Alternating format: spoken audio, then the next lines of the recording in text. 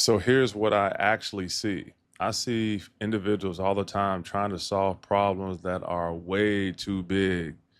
All the big stuff: health, relationships, career, confidence, motivation, your future.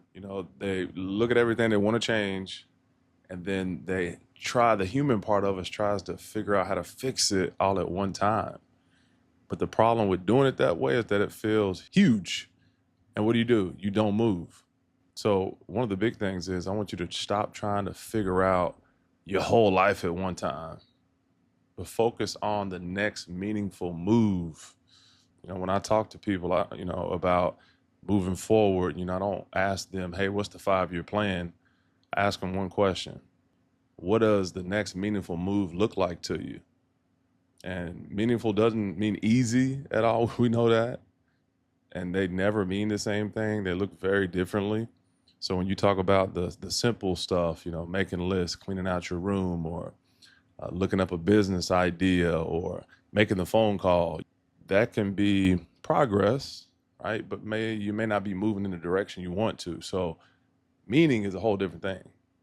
Meaning is when you do things that actually matter to you, and you focus on what's actually in your control, and it actually moves you in the direction that you actually want to go. So I always use this big example. Let's say you're unhappy with your career. You may not quit your job right now, but you might spend 15, 20 minutes a few times a week or every day researching jobs that you're actually interested in, versus one that sucks the life out of you. Or you have a health struggle, and you want to get better, but you don't want to put together a big time plan, or you might, but maybe you want to just set an appointment that you've been putting off for about a year, the last 6 months. So if you have a bit of an issue trusting yourself, what this may look like is making a tiny promise to yourself today.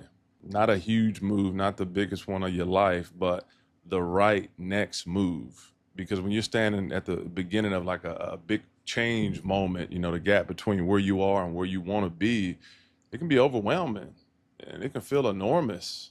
I know what that feels like, but you don't close that gap, that enormous gap, with just one decision. It's the next decision that actually moves you forward.